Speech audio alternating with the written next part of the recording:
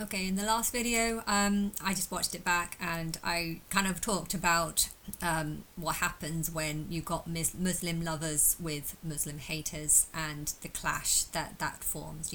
If you've, I'm trying to, I believe I've met Mohammed BS, or MBS, I think he rather be called rather than the other name. Anyway, I believe I've met him, and I'm thinking about if I was to give him advice, like if he is watching my videos. I don't know if he's watching my videos or not, but if I was to give him advice about how to, because I don't know actually much about, I don't know much about Saudi Arabia at all. I've never been there, so let's make that clear. I've never been there. I don't know what the government offers. I don't know how it's run. I don't know anything.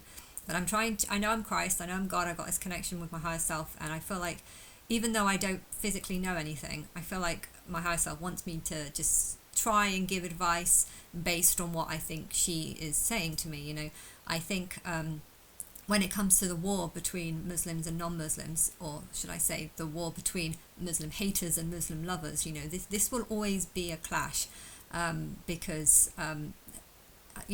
I don't like seeing women cover up, because I feel like it's them supporting male supremacy, and I hate male supremacy, because when you have countries that are only about males and what males want, well, this is when rapes happen, this is when children get attacked, and grooming and control and dominance and power, and women's, both men and women, start rejecting the goddess, and the goddess is the one that gives intelligence. Now, she's not going to give you intelligence if you are rejecting her. She's not going to help you if you are insulting her. Now, the more male and masculine, the more you support male dominance, the more she's going to hate you. And so I do think that by being strong Islamists, and believing only that God is male, and God is only the image of a male, and made women as sort of cattle or something, the more you have this kind of disgusting view, I feel like the more the goddess of wisdom hates these people, hence the more these people are going to be stupid. They'll have their.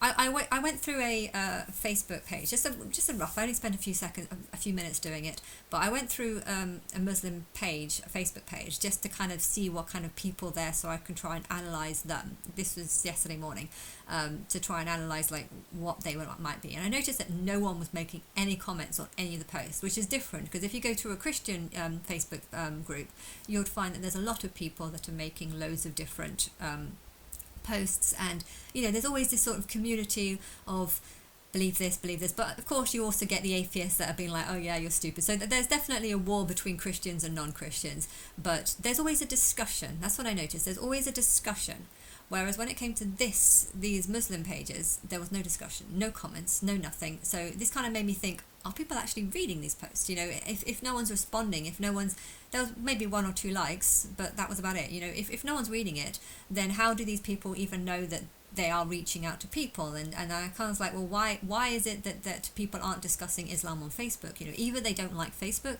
they don't like knowledge or intelligence. That's kind of, I believe Islam is just a bunch of things that I do not agree with. Now, I'm trying to be as respectful as I can towards this.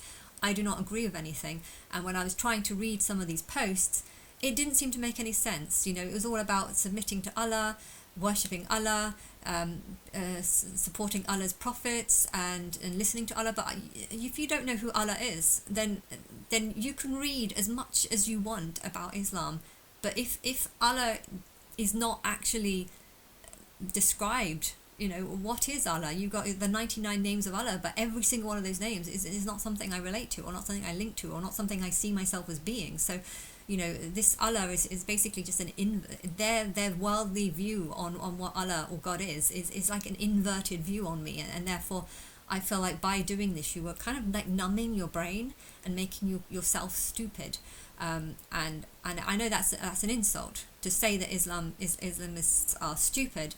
Is a massive insult to them. So I feel like I need to sort of give a way to make them not stupid. And I think a way to make them not stupid is to take them away from Islam, and make it sure that, so I don't know how you do this, to make them to keep their faith strong in God, but not to to slowly convert them? How would you slowly convert Muslims into believing in a much friendlier God, a much loving God, a God of forgiveness? Okay, I'm not a God of forgiveness. Okay, that's not true. But it's good that they think that God is forgiving and God is kind.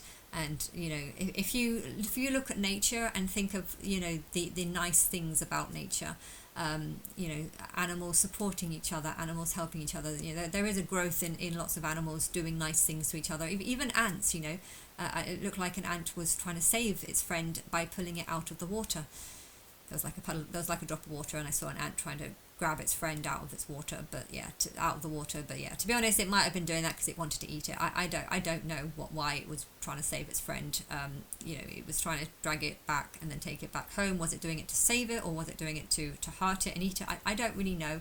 But I know bees. I definitely have seen if a bee is covered in if a wasp or bee is covered in honey and gets or something sticky, and you put it by a beehive, the bees will actually come and help it, and so there is some really good things in nature. And I think if you try and turn Allah into a more friendly God, a more happy God, a God of love, a God of emotion, I feel like that might be a better way to slowly convert the people. But I think because clashes happen when there's a divide, when people start seeing Allah, God, in different ways, this is when people start arguing. So I think if you are to convert, like if I was to talk to that guy that I met who gave me the phone, and if I was to say, how would it be converted?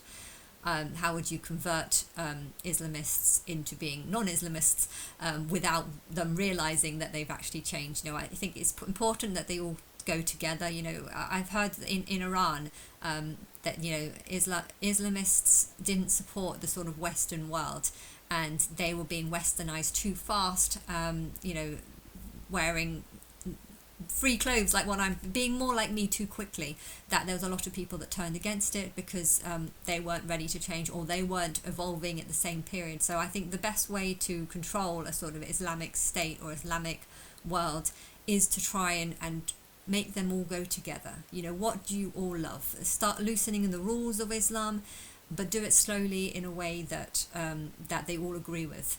Did you have a good, we've put on a good party, okay, we broke a couple of the rules, but did you all have a good time? And if you all had a good time, then that means it can't be wrong. If you all grow together, then it will hopefully, when you get people on, if this is the Muslim haters versus, or no, the Muslim haters on this side, Muslim lovers on this side, if you get them to disagree, it will clash, it will cause fights. But if you get them, if they're all like this and you all slowly convert them, and I've heard people say, and he said this too, that they're slowly taking them out of Islam, but they're doing it in a quite slow, respectful, step-by-step process. And that I agree is a good way of handling the Islamic inversion that they actually currently face, even though they don't realize that their views are inverted.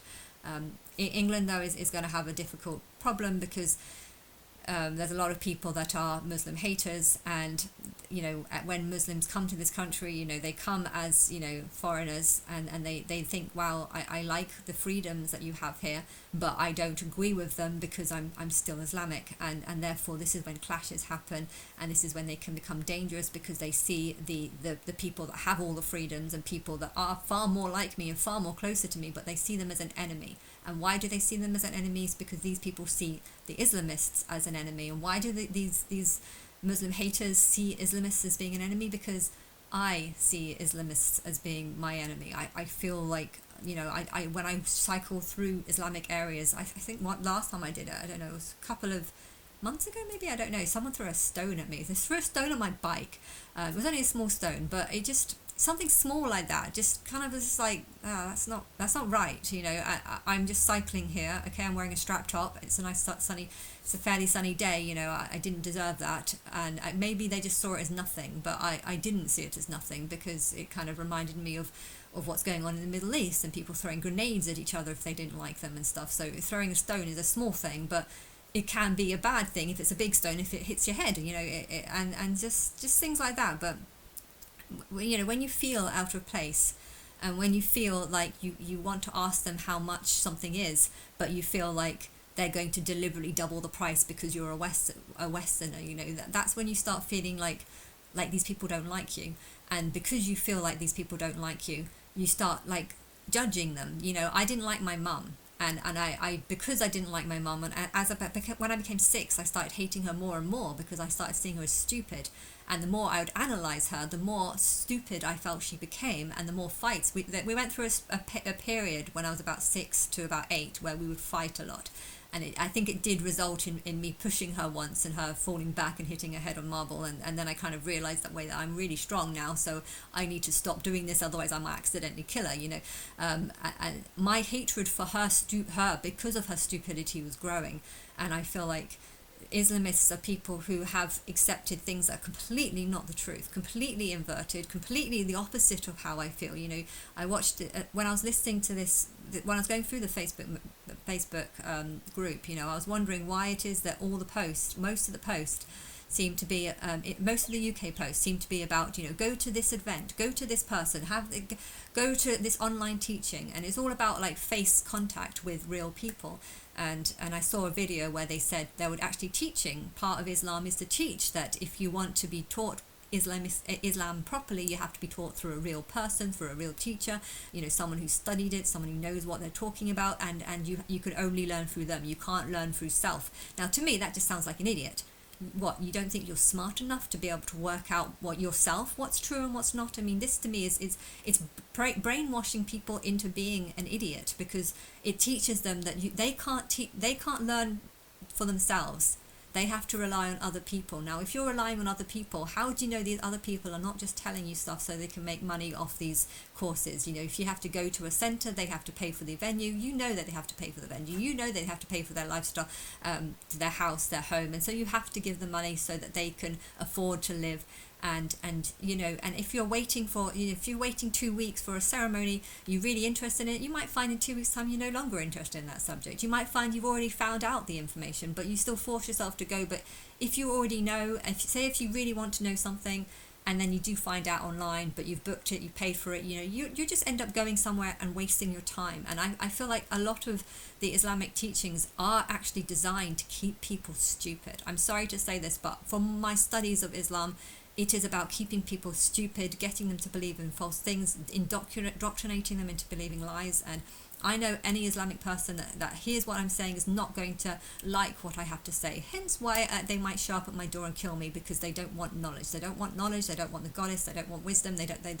They want to believe that their way is the best way, and it's not the best way. And if you're a developed, intelligent person, the more you think about it, or the more you're faced or confronted by Islamists who believe that they're right when you know that they're not right, the more you think about it, the more you hate it. And I found that same thing happened with my mum when I was about 6 years old. I believe my mum's living her first life as a human. I think she was a wolf in her past life, and I've always known from the age of 6 that she's stupid, because I always felt smarter than her. And as I started to get more and more intelligent, it bugged me. All the things that she did that just didn't make sense. Teeth, looking after your teeth is important. So why are you using this toothbrush that looks like it's been stepped on like a million times? What's with this? This is disgusting. And eating moldy food that literally has mold on it, and it's just, that's gross. Like, why are you doing this? And the more I would think about the things that she did, the more I'd kind of just get confused, angry. Like, why is she so stupid? And I feel like the more you know about Islam, the more I don't agree with it, because it's just a long list of things that I don't agree with. So I feel like I'm building up my hatred for Islam. And a woman saying that, accusing a police officer of being Islamophobic, or saying that this guy was doing, like, chasing her behind, getting too close to her basically, and her life was in danger because of going too close to her. She pulled him over. She called the police. I don't know why, if this guy was still here, or if he just drove off because he thought nothing of it. I don't know the circumstance, but she was yelling at wanting to make a report against this person who was driving too close. And she was telling the police officers, you do everything that I do, A, B, C. If you don't do this, you are Islamophobia and you are racist, and I'm going to accuse you of being this. I mean, to me, that just sounds like blackmail. What? So if I don't do everything that you tell me to do, you're going to start bullying me and blackmailing me. You're bullying me right now. You're saying that if I don't do everything that you say, then you're going to start making bad reports about me and you're going to try and get me fired. And now I feel like I have to do everything that you do. Why? Because of Islamophobia. No, you're making me fear Islamophobic people because you are Islamic and you are telling me how to do my own job, even though I'm the one that's had all the training and you have not had all the training. You know, I want you to tell me the story and I want to judge the story, and you know, that's how it is. But if Islamic people think that, no, you're the one that's Islamophobic, I'm not Islamophobic, but then also demanding that they talk to a Muslim police officer because they only respect Muslim police officers. They don't respect white police officers. They only respect Muslim police officers because only Muslims understand how they feel. You know, I think Muslims are going to be more likely on your side because Muslims tend to want to side with their own kind and people that think and believe the same way. So,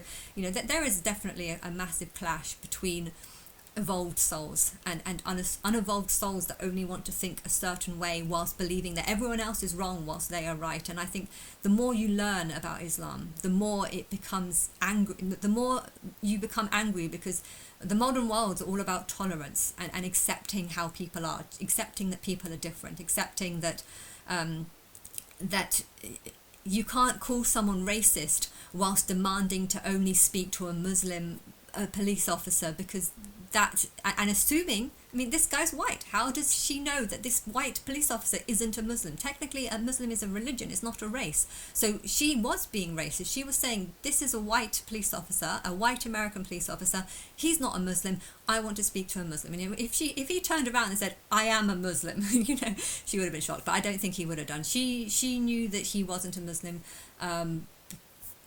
based on the fact that it was very unlikely. But you know, she was accusing him of being racist when I felt like she was being more racist, because she was assuming that this guy who was driving a car behind her and was white was trying to kill her because maybe he was white. You know, she was constantly going on about his racism without realizing that maybe she's the one that has the racism and the fear of white people and the fear of non-Muslims. I don't know, but if she was getting this fear of non-Muslims because I have a fear of Muslims and she was just inverting things and her fear was turning, you know, there's a clash. There is a definite clash between Muslims and non-Muslims, and this is because I am a non-Muslim and people that are more evolved. But I have a reason to be against Muslims, because I see them as stupid because of a lot of things that they say, a lot of things that they believe. I don't believe in anything. You know, I don't think it's right to go into a shop and say, this girl's white, so I'm going to charge her twice as much. You know, I know there's some shops where I go and they all got labels and prices, you know, they have the price underneath. I like those shops. But when you go into Islamic shops, you find that a lot of them don't have price tags, and therefore you want to ask how much it is, but you also feel like they might be upping the price just because of your colour. You know, if you can't call that racist, then what is? I mean, that is racism. Their whole... I've been to Thailand as well. They did that a lot in Thailand. You know, that they would judge you by your colour and how much wealth they think you have. If they think you've got a lot of wealth, they would charge you far higher rates than what they were for non-Muslims or not non-Muslims. I mean non-foreigners. If you're a foreigner, they'll charge you more. If they think you've got more money, they'll charge you more. And okay, sometimes that's okay. You know, if you've got more money and you like it and you want to spend it, fine. But yeah, it's not nice. It's not nice going to an Islamic area and feeling like you might go into a shop and they might start doubling the price, because I'm not saying they all do that. I'm sure they don't. I'm sure they don't all do that, but that's one thing that makes you feel less welcome in these areas if you feel like this happens. And I know it happened a lot in Thailand. So because it happened a lot in Thailand, I don't think they're Muslim in Thailand. I think they have the goddess and stuff like that in Thailand. So yeah, I'm not too sure about the Thailand religion, what their religion is. I liked their pretty mosques though. They had like lots of gold and stuff. But yeah, there's a clash between Muslims and non-Muslims, and I think it's because I don't agree with any of their teachings. So if you want to know how to handle it, I think the best way to handle it is to make sure that there is no clash. Make sure that the whole society evolves and changes at the same time. But when it comes to societies that have already turned into Muslim haters, you know, this is when you need to keep the number of Muslims low. This is when you need to start being like, right, we need to get these Muslims out, because when they realize that they're living in a country full of people who hate Muslims because Muslims seem to have stupid beliefs and stupid things that I do not agree with. You know, the idea that Muhammad dating a 9-year-old is the same as Jesus who was born by a 12-year-old. I mean, it's not the same. It's worse. It's not the same. They would see it as the same, and okay, I think both is bad, but one is worse. And if you can't recognize that one is worse, then there's something wrong. If you think that marrying a 6-year-old is the same thing as getting pregnant at 12, this is different. Marrying someone at 6, you've groomed them. You've basically bought them when they're way too young to defend themselves or to know what's going on or to know what marriage is. You really controlled them. You've got all control of that person, and this is terrible, because what are you going to do with that child? Like, what are you doing with marrying a 6-year-old child? I mean, this ideology is sick, and there are a lot of Muslims that think it's fine. This is what Muhammad did, so I'm going to do it too. And the Western worlds have gone out of this phase. They've gone through their child marriage. If they've had 10 lives, you've probably been married as a child once, and you realize how awful it is, because you realize that you don't like being controlled. You don't like spending the whole of your life knowing that stuff happened to you when you were a child and you don't even remember it. This is a violation of your body, and you to live your whole life knowing this is a horrible thing. But if you're a Muslim, I feel like you're living your first or second life, and you don't recognize how bad it is. Okay, maybe some Muslims are smarter because they might have gone through this, hence they've evolved and they've changed, so that there is a there might be Muslims that are living their 4th, 5th, 6th life. I know there's definitely Muslims living their 6th life, and they stayed in that just because of maybe friends that they had ties with their family. If you hate Islam and want to get as far away from it as possible, you're likely going to be reincarnated as a non-Muslim. If, however, you didn't get murdered by them, you didn't have a hugely bad experience, you might still see that there's nothing wrong with them, hence you'll be born into their family, even if you are living a 6th, 7th life.